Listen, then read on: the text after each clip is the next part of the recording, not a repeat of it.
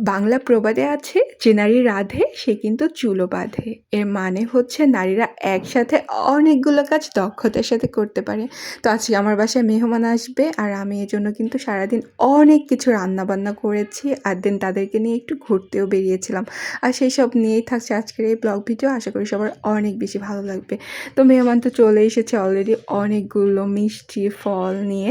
তো আমি তাদেরকে নাস্তা দিব। এই তো এখানে শরবত গুলিয়ে নিচ্ছিলাম, কিছু ফল কেটেছি, তারপরে চানাচুর, বিস্কিট ইত্যাদি ইত্যাদি ছিল আর কি।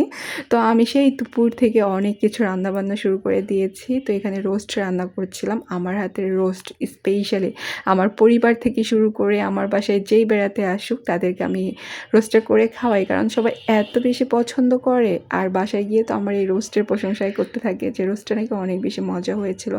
তো দেন আমি মাংসটা চুলায় দিয়ে এখানে রুমগুলো গুছিয়ে নিচ্ছিলাম, যেহেতু মেহমান আসবে বলে কথা।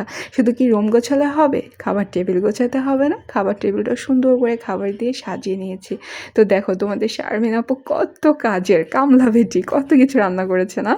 তো যাই হোক, মেহমানদের নাস্তা দিয়ে আমরা প্ল্যান করলাম যে সন্ধ্যার একটু আগ মুহূর্তে আমরা একটু ঘুরতে যাব আর কি। জিয়া উদ্যানে চলে এসেছিলাম।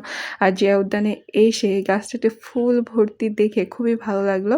দেন আমরা জিয়া উদ্যানে ঘুরে তারপরে কিন্তু এই যে সংসদ ভবনের সামনে চলে এসেছি। আর এখানে এসে এই যে ফুচকা খাচ্ছিলাম। তো এই ফুচকাটা অনেক বেশি মজা ছিল। তারপর আইসক্রিমও খেয়েছি, যেটা আর ভিডিও করা হয়নি। আর মেহমান বলতেছিল আমার খালামণিরা, তো আমার খালাতো বোনেরও বিয়ে হয়েছে ঢাকায়। তো খালামণি এসেছে সেই খালাতো বোনের বাসায় বেড়াতে, আর আমাকে না দেখে কি চলে যাবে? এত সোজা? কখনোই না। তো আমার খালামণি তো আমাকে না দেখে যাবেই না। এসে সঙ্গে সঙ্গে ফোন দিয়েছে আমি ঢাকায় এসেছি, তুমি আসো। তো আমার আর যাওয়া হয়নি, সে কারণে আর কি খালাই এসেছে।